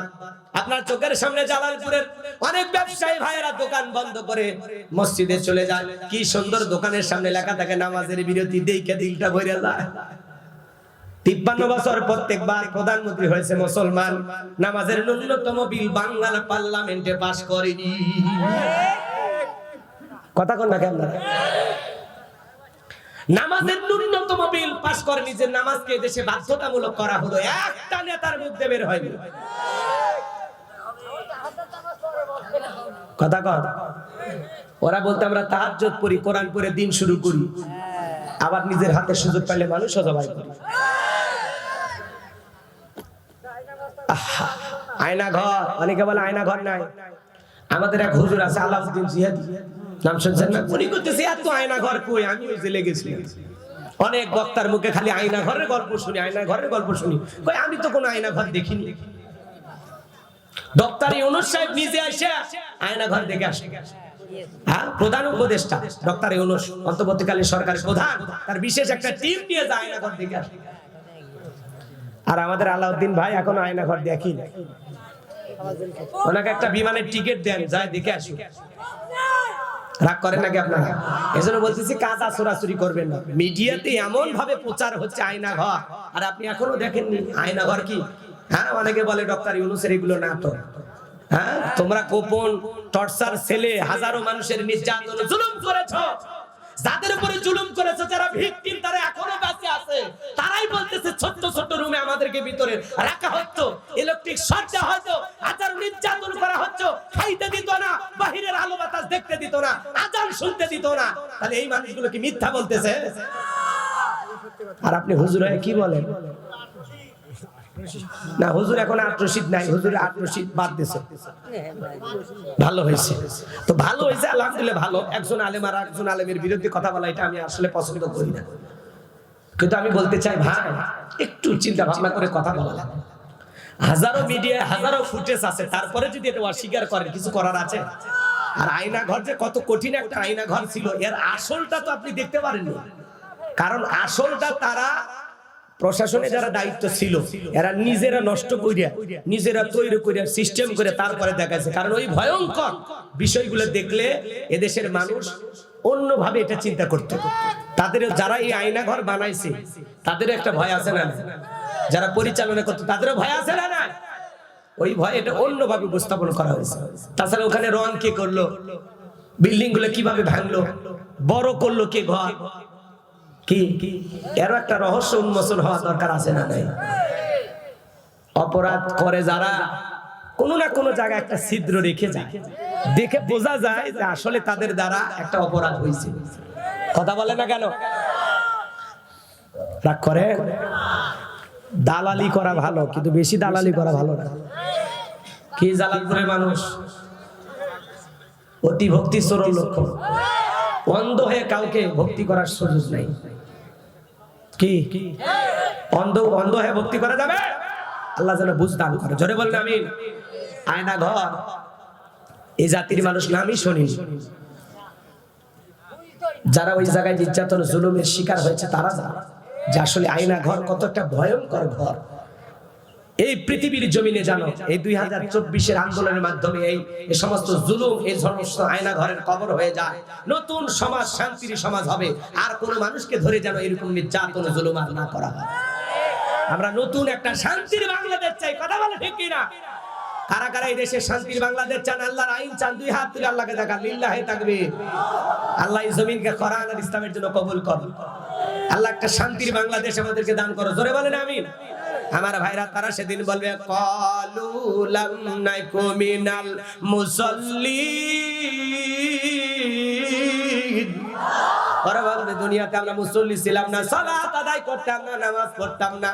মুরব্বি নামাজে যায়, যুবককে ডাক দেয়, যুবকেরা খেলাধুলা করে, ওদেরকে ডেকে বলে বাবা চলো খেলাধুলা বন্ধ করে নামাজটা পড়ে আসা। বলে মুরব্বি আপনি নামাজে যান, আর আমাদের মতো বয়স থাকতে আপনি কি করেছেন? তখন যুবক বলে মুরব্বিকে আজকে কেমন দিলাম? তুমি মুরব্বিকে দাও নাই, নিজেরটা নিজেকেই দিয়েছো। কথা বলেন ঠিক কিনা? আমার ভাইরা এই জন্য সাকর নামক জাহান্নামের আগুনে যারা জ্বলবে ওরা বলবে দুনিয়াতে আমরা মুসল্লি ছিলাম না। ক্বালু লাম নাকু মিনাল মুসাল্লিন। আজান হয়েছে, আমার চোখের সামনে একজন দোকানদার ভাই দোকানদারি বন্ধ করে মসজিদে গেছে, আর আমি লোভ লালসায় দোকান খুলে বসেছিলাম, মনে করেছিলাম আর দোকান বন্ধ, নামাজে গেছে, এই সুযোগে দুইটা কাস্টমার বেশি আসবে। এই যে লোভ আমার ভিতরে কাজ করেছিল। কথা বলে না কেন? এই জন্য আমি দুনিয়াতে লোভ লালসায় পড়েছিলাম। এই জন্য ভাইয়েরা আমার, কার কখন মৃত্যু হবে আমরা কেউ জানি না। ও যুবক ভাই, তরুণ ভাইয়েরা, আপনাদের পায়ে হাত দিয়ে অনুরোধ করে বলে যায়, জীবনে কোনোদিন নামাজ কাজা করব না। 5 ওয়াক্ত সালাত মসজিদে গিয়ে আল্লাহর ভয়ে কারা কারা আদায় করবেন? দুইটা হাত তুলে আল্লাহকে দেখান। আমরা নামাজ পড়ে জান্নাতে যেতে চাই, আল্লাহ কবুল করুন। আর একটু জোরে বলেন আমিন। যারা বেনামাজি, নামাজ পড়ে না, তারা কই যাবে? জাহান্নামে। ওই জাহান্নামের নামটা কি? সাকর। সাকর সাকর মনে থাকবে। আমরা নামাজি হয়ে জান্নাতুল ফেরদাউসে যেতে চাই, আল্লাহ যেন কবুল করে। আমরা বেনামাজি হতে চাই না, আমরা মুসল্লি হতে চাই। আমরা মুসল্লি হতে চাই, আল্লাহ যেন কবুল করে। জোরে বলেন আমিন। ওই যে একটা গজল শুনুনি যুবক, কি গজল? আসবে মরণ কার কখন কোথায়, কারো জানা আছে? বলেন কারো জানা আছে? তোমার জানাজার নামাজের আগে নামাজ পড়ো ভাই, তোমার জানাজার নামাজের আগে নামাজ পড়ো ভাই। আসবে মরণ কখন কোথায় কারো জানা নাই, আসবে মরণ কখন কোথায় কারো জানা নাই। ও তোমার জানাজার নামাজের আগে নামাজ পড়ো ভাই। আপনার বাড়ির দুয়ারে জানাজার নামাজ অনুষ্ঠিত হওয়ার আগে আপনি মসজিদে গিয়ে নামাজি হয়ে যান, নামাজি হয়ে যান। বান্দা হিসাবে কপালটা সিজদা দেওয়ার মধ্যে সবচেয়ে তৃপ্তি। এই মাথাটা নত করে আপনি সিজদায় গিয়ে ফিসফিস করে যা বলেন, আপনার এই ফিসফিস আওয়াজ আল্লাহর আরশে আজিমে পৌঁছে যায়। বান্দা সিজদায় গিয়ে লুটিয়ে পড়ে ফিসফিস করে যা বলে, তার এই ফিসফিস আওয়াজ আল্লাহ আরশে আজিমে পৌঁছা শুনতে পাই। বলুন সুবহানাল্লাহ। আমার গোলামীর সবচাইতে শ্রেষ্ঠ বহির প্রকাশ হলো সিজদা।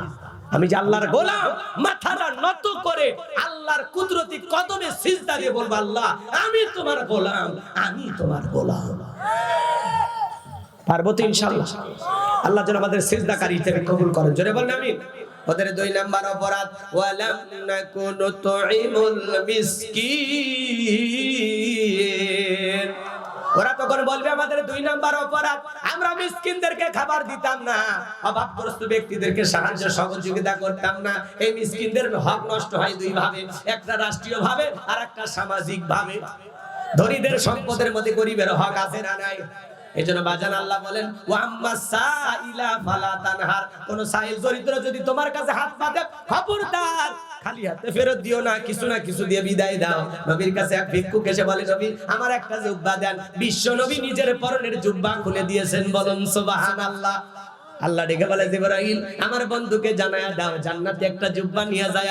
আমার বন্ধুর অতিরিক্ত থাকলে বন্ধু যেন জুব্বা দেয়, আর না হলে নিজের পরনেরটা খুলে দেওয়ার দরকার নাই। তাহলে নবীর মনে কত মায়া, কত দয়া ছিল, নিজের শরীরের পোশাক খুলে মানুষকে দিয়ে দিত। সুবহানাল্লাহ। জিবরাইল আসলেন, নবীজিকে জুব্বা পরায়া দিলেন। সুবহানাল্লাহ। কিছুদিন পরে আরেকটা ভিক্ষুক এসে বলে, নবী আমারে কিছু ভিক্ষা দেন। আল্লাহ রাসূল বলতেছে, আমার কাছে যেটুকু আছে এটুকু দিলে হবে না, তুমি আমার জামাই ওসমানের কাছে চলে যাও। ফকির চলে গেলেন ওসমানের কাছে। যা দেখে হযরত ওসমান রাদিয়াল্লাহু তাআলা তুলে ধরে, আকাশে তুলে উড়ে যায়। ওসমান কি ধরে? তুলে ধরে। ফকির চিন্তা করে যে তুলে উড়ে যাবার দিচ্ছে না, ও ভিক্ষা দেবে। চলে আসছে, সে বলে নবী তুলে ধরে, তুলে ধরে। আল্লাহ রাসূল বলে তুমি কি বলছিলা? বলে না বলি না। আবার যা। এইবার যায় দেখে পিপিলিকার মুখ থেকে খাবার খুলে নেয়। চিন্তা করে আমি ফকির হলেও জীবনে এই কাজ করি, পিপিলিকার মুখ থেকে যে খাবার খোলে ও ভিক্ষা দিই, চায় লস হয়ে যায়, বাতে চলে যায়। রাসূল বলে রাসূল কি পিপিলিকার মুখ থেকে খাবার খুলে নেয়। নবী বলছে তুমি বলছিলা? কয় না আমি বলিনি। আরেকবার যাও। এইবার যা দেখে সলতে চিপতেছে। সলতে বোঝা কথা কয় নাকি? সলতে চিপে চিপে ওখান থেকে তেল বের করছে। চিন্তা করে ফকির যদি এই কাজ, ফকির করছে আমিও তো জীবনে এই কাজ করিনি, যাই সলতে চিপে এক ফোঁটা তেল বের করে ওইভাবে নিচ্ছে, সেই লোক ভিক্ষা দিই। নবীর কাছে যা বলে নবী গো সলতে চিপে। নবী আমার ডেকে বলে তুমি কি আমার জামাইয়ের কাছে যা চাইছিলা? বলে না চাই নাই। বলে এইবার যা করে করুক, চাইবা। এইবার ফকির চলে গেছে, যা ডেকে বলে উসমান তোমার শ্বশুর আব্বা বিশ্ব নবী আমারে পাঠাইছে, আমারে কিছু দাও। হযরত ওসমান বলে যেহেতু আমার শ্বশুর পাঠাইছে, দিলে একটু ভালো করে দেয়া লাগে, তো তোমার আমার ঘরে যেটুকু আছে এটুকু দিয়ে চলবে না, তুমি একটু অপেক্ষা করো, আমার একটা ব্যবসায়ী কাফেলা ফিরতেছে, ওখান থেকে তোমাকে মনের মতো কিছু দিব। কিন্তু কিছু কিছু ফকির আছে তো আর সহ্য হয়, ওই ব্যবসায়ী কাফেলা কখন ফিরবি তখন দিবেন, এতক্ষণ আরো 2 বাড়িতে গেলে আমি পাবো। কথা কন না, ফকিরদের তারা সয় ভাই, তারা সয়, তারা সয় না। তখন বলতেছে দিলে দেন, না দিলে হলে কইল না। তখন বলতেছে শোনো তোমার যদি খুব বেশি ইমার্জেন্সি হয়, তাড়াহুড়ো হয়, তাহলে আমি একটা চিরকুট লিখে দেই, একটা চিঠি লিখে দেই, কাফেলার যে সর্দার থাকবে তারে তুমি দেখাবা, তাহলে তোমারে দিয়ে দেবে, তুমি কাফেলার মধ্যে যেটা মন চায় সেটা পছন্দ করে নিয়ে যাইবা। সুবহানাল্লাহ। এবার একটা চিরকুট লিখে দিয়েছে হযরত ওসমান, ও কাফেলার কাছে চলে গেছে, যা বলতে চাই দে তোমাদের ওসমানের চিরকুট, এটা উসমানের ব্যবসায়ী কাফেলা বলে। হ্যাঁ। তখন বলতেছে ঠিক আছে, এখান থেকে যেটা মন চায় সেটা নাও। ও দেখছে সবচেয়ে সামনে থাকা যে উট, সেটার উপরে সবচেয়ে বেশি মাল সামানা।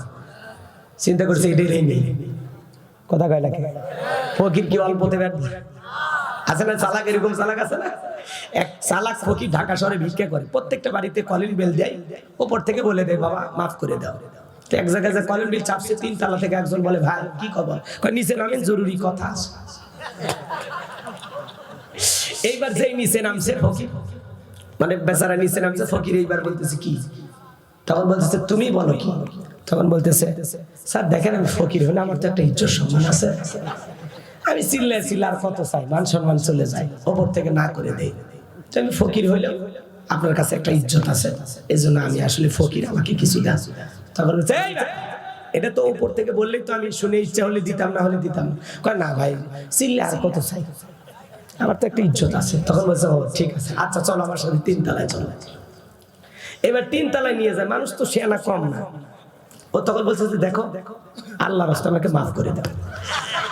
তখন বলছে ভাই এই কথা নিচে বললে তো হতো। বলতে যাই বেটা, তুই ফকির হয়ে যদি তোর ইজ্জত থাকে তো আমার ইজ্জত নেই, আমি নিচে কেমনে মাপছি? আমি উপরের লোক, উপরে এসে বসেছি। তো এইরকম চালাকি আছে না? না ভাই রাগ করতেছেন মনে হয়। এক বাটি ভরা পায়েস এক মহিলা ছেলেকে বলতেছে এটা ফকিরকে দিয়া। ফকির তখন বলতেছে 3 দিন পানি চায়, পানি পাওয়া যায় না। আরে বাটি ভর্তি পায়েস, বাবা বলো তো এই পায়েস কে দিছে? বলতেছে আমার মা দিছে। কি বলছে বাবা? বলতেছে এই বলতো এই পায়েসটা খাসলে ওটা কুকুরে মুখ দিছে, বাইরে ফকির এসে ফকিরকে দিয়া। তখন বলছে ও ফকিরে কিন্তু খুব চালাক, ফকিরেরা কি হয় খুব চালাক, মানে কে দেবে আর কে দিবে নয় চেহারা দেখে। কথা কর না কেন, রাগ করেন নাকি?